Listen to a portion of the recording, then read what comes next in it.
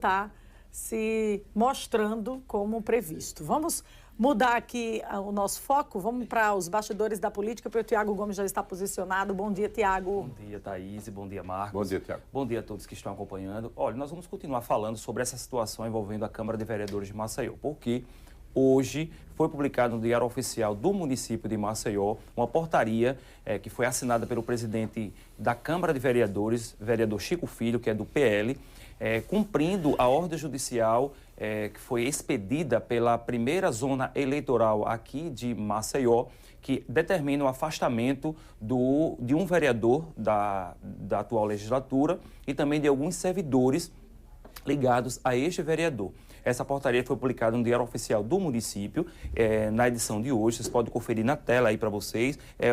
Essa portaria ela dispõe sobre o afastamento cautelar de vereador e também de servidores públicos integrantes da Câmara de Vereadores, todos eles ligados ao vereador em questão que está sendo investigado nessa operação da Polícia Federal. Então, a resolutividade dessa portaria é o seguinte: fazendo cumprir imediatamente essa decisão da Justiça Eleitoral de afastar o vereador do mandato e também proibir o acesso dele às dependências da Câmara Municipal de Maceió, assim como aquelas pessoas que estão ligadas a ele, ao gabinete dele, também estão proibidas por essa portaria do vereador Chico Filho, presidente da Câmara de Vereadores, para entrar na casa de Mário Guimarães.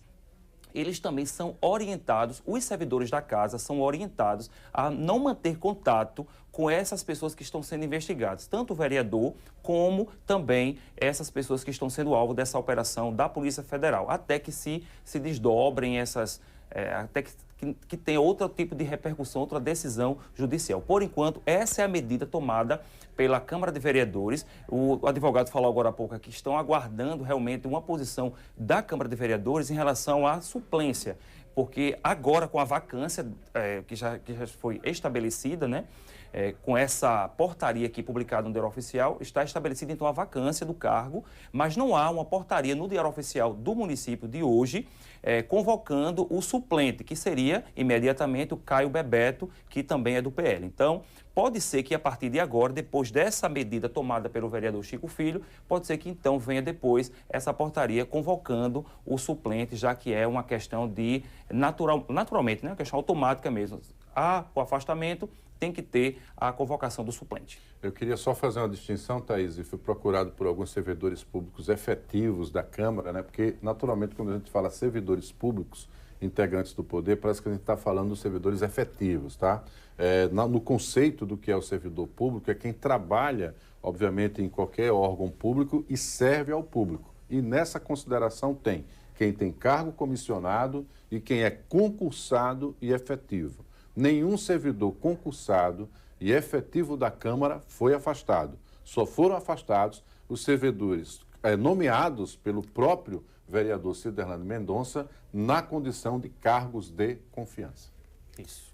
Vamos mudar de assunto, falar da federação, que deve ser oficializada nesta terça-feira entre os partidos União, Brasil e PP. Está marcada mesmo, Está marcada para hoje a definição dessa aliança, né, que vai ser feita aí entre dois partidos gigantescos, que são aqui da conjuntura eleitoral brasileira, o União Brasil e o Progressistas. Vai ser União Progressista, essa nova federação que está iniciando a partir de agora, e nós vamos colocar em números o que é que vai representar essa fusão aí desses dois grandes partidos brasileiros, tá? Então, em números, a União Progressista, ela terá 109 deputados federais, será então a maior bancada na Câmara dos Deputados, porque hoje é do PL. Eu falei Podemos, é o PP, tá? Não é Podemos. Eu falei no início quando eu te chamei, só corrigindo aqui a informação. Ok, então União Brasil e o Progressista. Então, 109 deputados, superando então a bancada do PL, que atualmente tem mais de 90 deputados lá na casa, 13 senadores, seria a terceira maior força dentro do Senado Federal,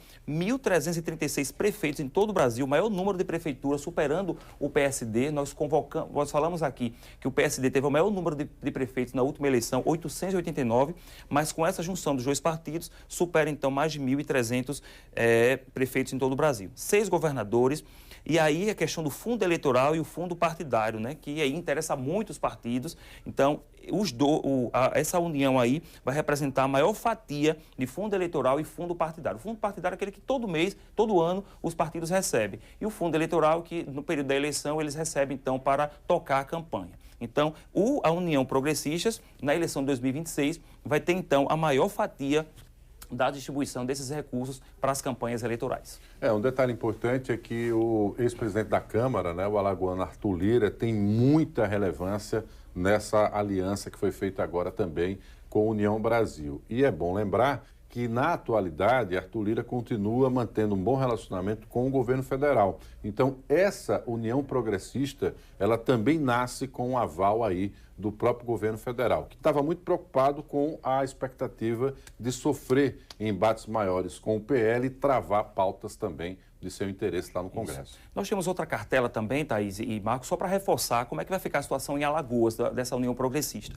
Então, atualmente vai ficar com 7 deputados estaduais, tem aqui o nome de todos eles, Francisco Tenório, Gabi Gonçalves, Rose Davino, Ângela Garrote, que está no lugar do Henrique Pereira, ambos do PP, e do União Brasil, o delegado Leonan, Mesaque Padilha e Lelo Maia. Então, são 7 deputados na conjuntura dessa União Progressista. E dos 9 deputados federais, 5 serão dessa União Progressistas. Além de Arthur Lira, delegado Fábio Costa, Daniel Barbosa e Marcos Beltrão, Alfredo Gaspar, então, entraria nessa conjuntura aí. Se nenhum deles mudar de partido, vai ser a maior bancada, então, que Alagoas terá. E, provavelmente, eles terão dificuldades para se reeleger, porque os outros partidos também vão se organizar no sentido de conquistar uma vaga federal, que já não é fácil. E mais de 20 prefeitos, sendo a segunda maior força no estado de Alagoas, essa União Progressista. Importante isso que o Tiago fala. Acredito que apenas o delegado Fábio Costa e Alfredo Gaspar, Thaís, não terão, mesmo fazendo parte dessa união, né, dessa frente agora que eles formam,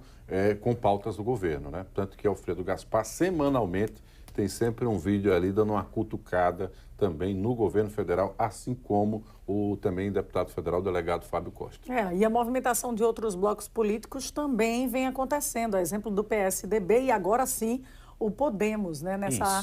Nessa definição aí de como vai ficar batido o martelo da federação. Pronto. Hoje também é o dia do PSDB e do Podemos definirem como é que vai ficar a situação entre eles. Eles já estão conversando há bastante tempo e o PSDB hoje vai reunir a cúpula, tá? E tem participação dos alagoanos aqui. O Pedro Vilela, que hoje é o presidente do PSDB em Alagoas, deve se unir ao ex-governador Theo Vilela e também ao ex-senador e atual vice-prefeito de Maceió, o Rodrigo Cunha, que já foi do PSDB e que hoje é o presidente do Podemos em Alagoas. Então, eles devem se reunir em Brasília para uma avaliação de como ficará essa federação. Essa federação em Alagoas, nós vamos colocar também outra tela aqui para colocar como é que vai ficar essa situação da federação, se realmente ela for materializada. Hoje, o PSDB e o Podemos têm quantidades pequenas de parlamentares, tá? O PSDB hoje tem 3 senadores e 13 deputados federais, o Podemos tem 4 senadores e 15 deputados federais.